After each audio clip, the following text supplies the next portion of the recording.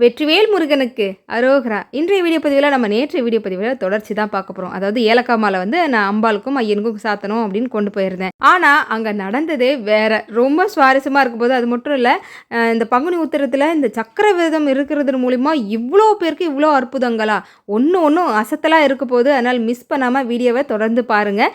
வீடியோக்கு லைக் பண்ணிட்டு வந்துருங்க. இப்போ நம்ம வீடியோக்குள்ளே போயிடலாம். இறைவன் நம்மளை தேடி வந்தா மாதிரி இருந்துச்சு இல்லைங்க. ரொம்ப சந்தோஷமாக இருந்தது. உடனே நாங்கள் மாலையெல்லாம் தட்டு வரிசை எடுத்துக்கிட்டு நித்யாக்காவும் வந்திருந்தாங்க. வந்திருந்த பக்தர்கள் எல்லாருக்கும் கூல்ட்ரிங்க்ஸ் கொடுக்கணும் அப்படின்னு வாங்கி கொண்டு வந்திருந்தாங்க. சிறப்பாக நாங்கள் கொண்டு போய் வெளியே நிறுத்தவும் சாமி போயிட்டு இப்படி சுற்றி வரவோ சரியாக இருந்துச்சுங்க. இப்போ இதில் என்ன ஒரு விஷயம்னா, இந்த ஏலக்காய் மாலையை எப்படி அம்பாளுக்கு சாத்துறது அப்படின்னு ஒரு எண்ணம் வந்துருச்சு. என்னென்னா, சாமி நீங்களே பார்க்குறீங்க, நல்லா மேலே வந்து நம்ம ஊர்வலம் வர்றதுனால நல்லா கட்டி வச்சுருப்பாங்க, ஏன்னா ஆடக்கூடாது அந்த மாதிரி. இப்போ மாலையை அங்கே சாத்த முடியாது. என்ன பண்ணுறதுன்னு யோசிக்கிறேன். ஒரு நிமிஷம் கூட யோசிக்கவே இல்லை. ஒரு மாலையை எடுத்து விநாயக பெருமானுக்கு போட்டுட்டாரு, இன்னொரு மாலையை நம்ம சோமா ஸ்கந்தமூர்த்திக்கு போட்டுட்டாரு. ஒரு பக்கம் ரொம்ப சந்தோஷமாக இருந்ததுங்க. என்னென்னா, அம்மாக்கும் அப்பாவுக்கும் காலையிலேருந்து நிறைய மாலை வந்துகிட்டு இருக்கு.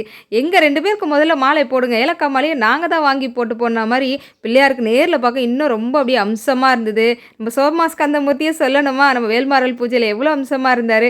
அவர் திரும்பவும் எனக்கு வேணும் ஏலக்காய் மாலைன்னு வாங்கி போட்டுக்கிட்டாரு. இதில் என்ன ஒரு சிறப்பு என்னென்னா, கரெக்டாக நமக்கு பௌர்ணமி இல்லையா, அதனால் சந்திர பகவான் தரிசனத்தோட அம்மையப்பனோட தரிசனம் கிடைக்க பெரிய பாக்கியமாக இருந்ததுங்க. உண்மையாக ரொம்ப சந்தோஷமாக இருந்தது, மன நிறைவாக. நம்ம சித்ரா சகோதரியோட குடும்பத்துக்காகவும் மனசார வேண்டிக்கிட்டேன். ஏன்னா அவங்க மூலியமாக தான் இவ்வளோ அழகான மாலை வந்து இங்கே ஐயன் வந்து போட்டுக்கிட்டாங்க அப்படின்னு சொல்லலாம். இவங்க வந்து நம்ம அறமலர்த்த நாயகி பின்னால் தனியாக அலங்காரத்தோடு வந்திருந்தாங்க.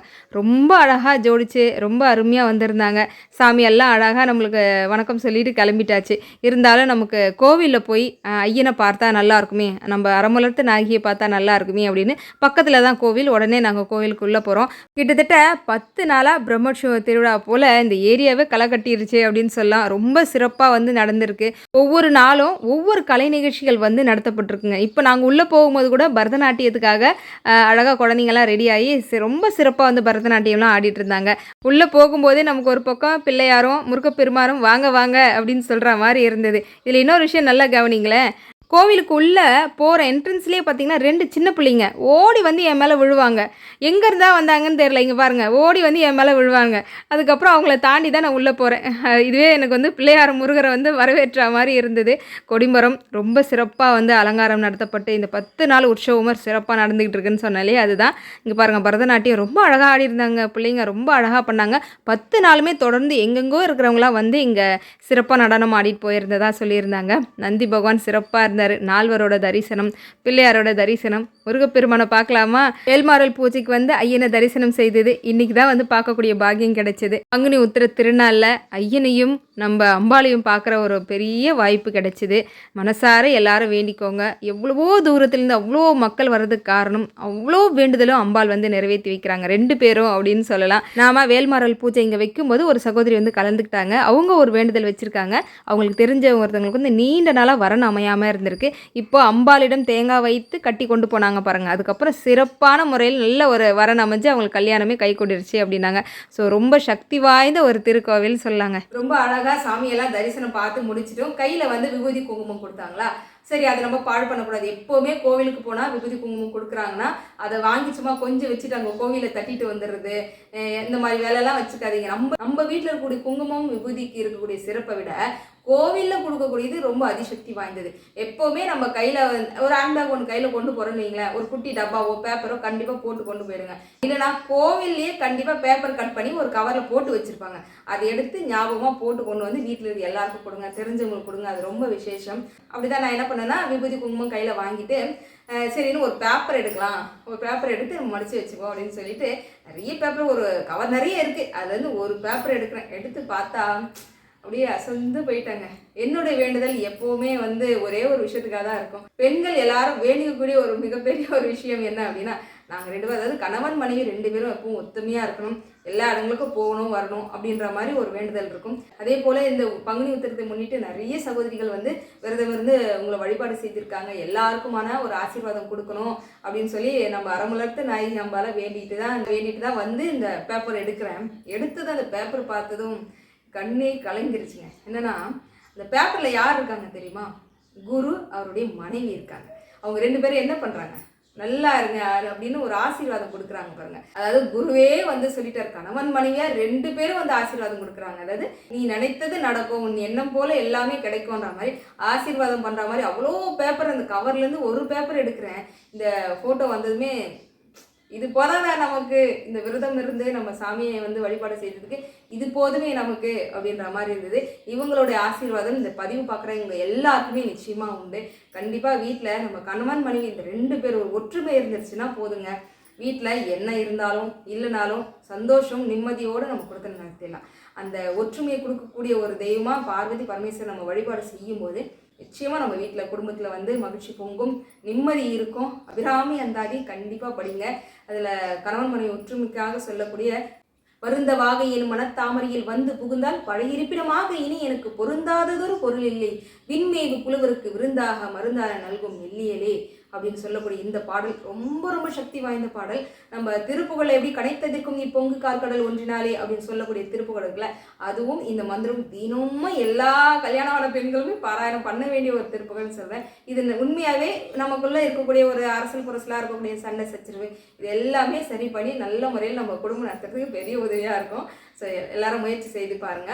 அந்த மாதிரி எல்லாருக்குமான ஒரு ஆசீர்வாதம் கிடைச்சிது. இன்னொரு ஒரு சிறப்பு என்னன்னா, மத்தியானம் 2000 பேர் சாப்பிட்ருக்காங்க வடை பாயசத்தோட சாப்பாடு. அதுலேருந்து ஒரு 2 வடை கொஞ்சம் பாயசம் எடுத்து வச்சிருக்காங்க போல. ஏன் எடுத்து வச்சாங்கன்னு எனக்கு தெரியல. அங்கே கோயிலுக்கு போன உடனே எனக்கு பிரசாதம் பிரிஞ்சு கொடுத்துருந்தாங்க, அதோடு சேர்த்து இதெல்லாம் கொடுத்தாங்க. நிம்மதியாக வயிறார சாப்பிட்டுட்டு மங்கள பொருளும் கொடுத்தாங்க, அதையும் வாங்கிட்டு வந்தேன். ஸோ என்னுடைய பங்குனி உத்திர திருநாள் வந்து நல்லபடியாக முடிஞ்சுது. ஐயன் வந்து இனிப்பு கொடுத்து நல்லபடியாக முடிச்சிட்டாரு அப்படின்னு சொல்கிறேன்.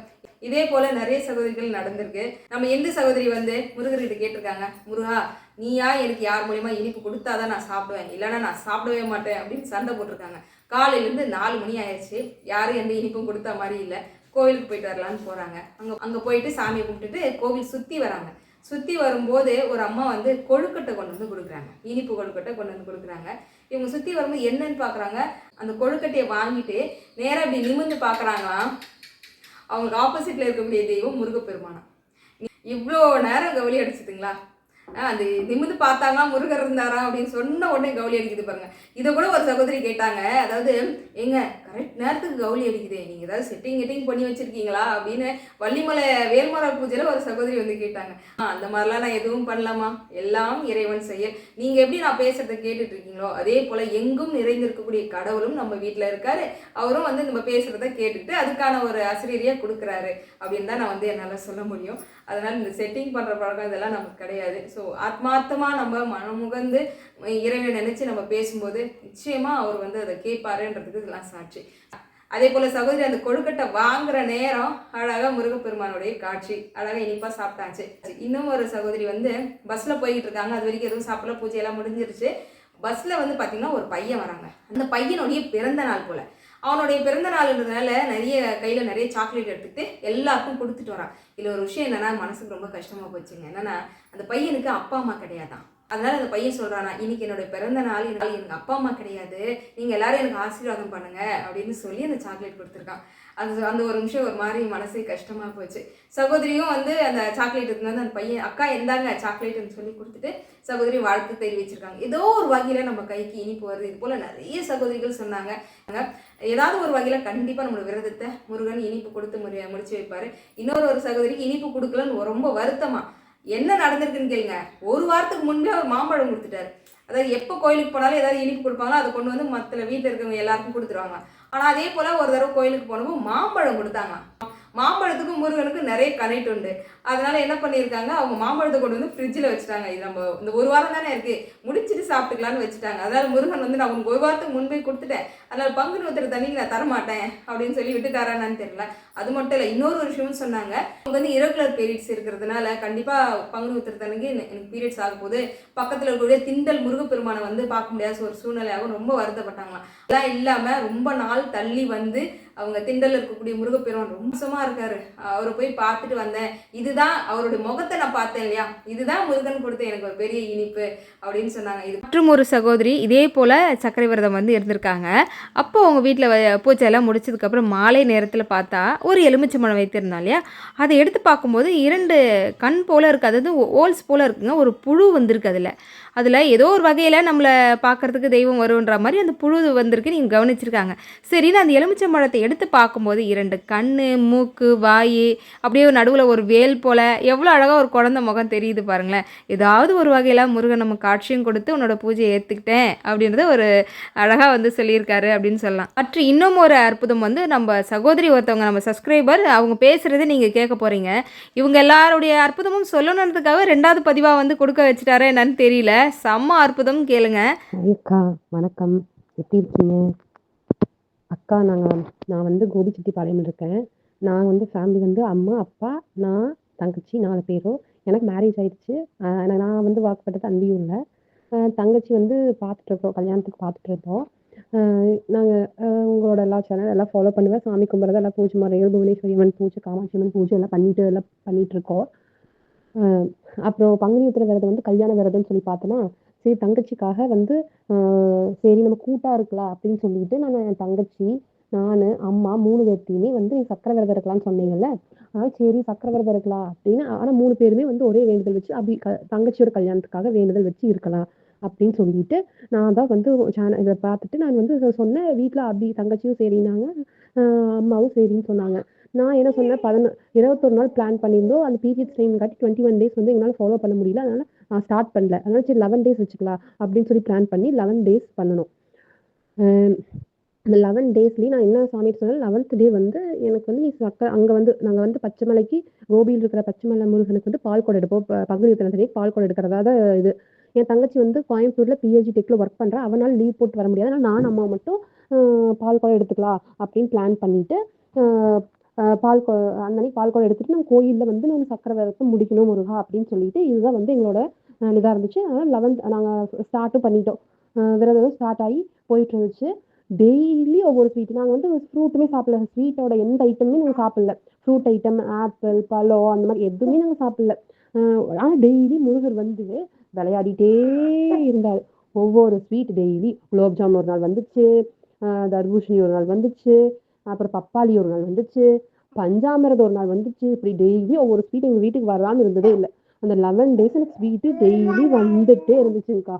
அப்புறம் இந்த அப்புறம் 11th டே இதில் சக்கரை விரதம் வந்து நான் சரி 3 பேர் கூட்டாக இருக்கலாம். அபியோட கல்யாணத்துக்கு ஏன்னா பங்குனி உத்திரங்கிறது வந்து கல்யாண விரதம் அப்படிங்கிறதுக்காக வந்து சரி நம்ம பிரதானமாக 3 பேருமே இருக்கலான்னு. நீங்கள் நம்ப மாட்டீங்கக்கா, நான் ஆக்சுவலி இந்த சக்கரை விரதம் இந்த அளவுக்கு பவர்ஃபுல்லாக இந்த அளவுக்கு இருக்குன்னு நான் எதிர்பார்க்கவே இல்லை. 11th டே என் தங்கச்சி கல்யாணம் முடிவாகுதுங்கக்கா. இது எவ்வளோ பெரிய அதிசயம்! அது என்னென்னவெல்லாம் முருகர் அதிசயம் பண்ணார் தெரியுங்களா? நாங்கள் 11th டே வந்து பங்குனி, ஆனால் 11th டே நாங்கள் விரதம் ஸ்டார்ட் பண்ணும்போது அந்த ஜாதகம் வரல. விரதத்தை ஸ்டார்ட் பண்ணி ஒரு 4 நாளில் ஜாதகம் வருது. அப்புறம் அந்த ஜாதகத்தில் வந்து பார்க்குறோம் நல்லா இருக்குது, அவங்களும் பார்க்குறாங்க நல்லா இருக்குதுன்னு. சனிக்கிழமை வந்து அவங்களும் நல்லா இருக்குன்னு சொல்லிட்டாங்க. மீட் பண்ணலாம், எப்போ மீட் பண்ணலான்னு கேட்டோன்னா பங்குனி உத்திரம் வருது. அந்த அன்னைக்கு நாங்கள் பொண்ணு பையன் அப்புறம் நாங்களும் எல்லாம் விசாரிச்சோம் எல்லா பக்கமும். அவங்களும் எல்லா பக்கம் விசாரிச்சாங்க. அவங்களும் விசாரிச்சாங்க. ஸோ எல்லாத்துக்கும் ஓகேவா இருந்துச்சு. நாங்கள் பங்குனி உத்திரத்தன்னைக்கு பார்த்துடலாம் அப்படின்னு ஃபிக்ஸ் ஆகுது. நாங்கள் பால் குடம் எடுப்போங்க. நாங்கள் பால் குடம் எடுத்துட்டு நாங்கள் வெயிட் பண்ணுறோம். 9 to 10 நல்ல நேரமாக இருக்குது. நீங்கள் காலையில் பச்சைமலை கோயிலே பார்த்துக்கலாம். பொண்ணையும் பையனையும் பச்சைமலை கோயிலே பார்க்க வச்சுக்கலாம் அப்படின்ட்டு அப்படின்னு எல்லாம் பிளான் பண்ணுறாங்க. அப்படி இப்படி போயிட்டு இருந்துச்சு. பால் குடம் எடுத்துகிட்டு போகிறோம். நாங்கள் காலையில் அந்த அன்னைக்கு காலையில் நாங்கள் பால் குடம் எடுக்கிறோம். பால் குடம் எடுத்துட்டு 3 பேருமே நானும் அந்த அன்னைக்கு பங்குனி உத்திரமா போச்சுங்களா, நானும் அம்மா வந்து பால் குடம் எடுக்கிறதா பிளானு.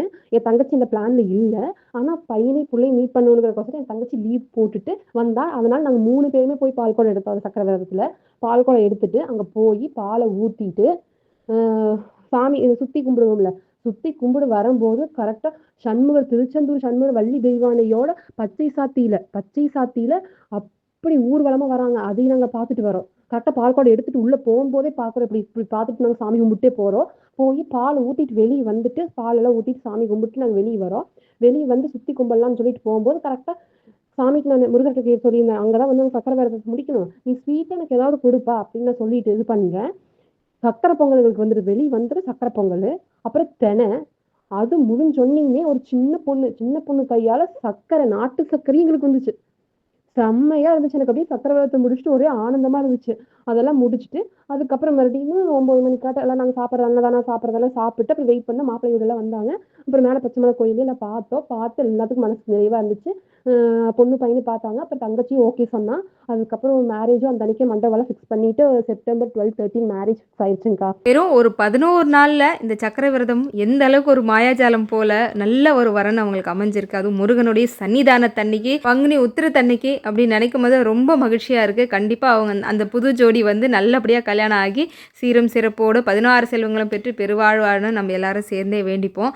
ஏதோ ஒரு வகையில நம்முடைய கர்ம வினையால ஒரு நல்லது நடக்காம இருக்கு அப்படின்னா, அந்த கர்மாவை கரைக்கும் விதமாக இந்த சர்க்கரை விரதம் இருக்குன்றதை நீங்க எல்லாருமே புரிஞ்சுக்கணும். ஸோ கண்டிப்பாக இந்த சர்க்கரையில் அக்கறை இல்லாத விரதம் நம்ம பாபாவுக்காகவும் நிறைய பேர் இருந்திருக்காங்க. அதே போல் உங்களுக்கு இஷ்ட தெய்வங்களுக்கும் குலதெய்வத்துக்கு கூட இது போல் நீங்கள் இருந்து பாருங்கள். கண்டிப்பாக அது ஒரு நல்ல ஒரு மாற்றத்தையும் உடல் அளவே ஆகட்டும், மனசளவே ஆகட்டும், நம்மளுடைய வேண்டுதலையும் வந்து சாமிக்கு சொல்லக்கூடிய ஒரு வகையிலும் இந்த விரதமானது நல்ல கை மேலே பலன் தரக்கூடிய ஒரு விரதமாக இருக்குது. எல்லாரும் நல்லபடியாக இந்த விரத முறையை எடுத்து பண்ணுங்கள். உங்களுக்கான வேண்டுதல் நிச்சயமாக நிறைவேறும் அப்படின்றத வந்து தெரிவிச்சுக்கிறேன். அடுத்த ஒரு பதிவில் வந்து சந்திப்போம். வேல்வேல் வெற்றிவேல், வேல்வேல் வெற்றிவேல், சுற்றி வந்து நம்மை காக்கும் சுப்பிரமணிய வேல். சத்தியமாவது சரவணபவே. ஓம் சாய்ராம்.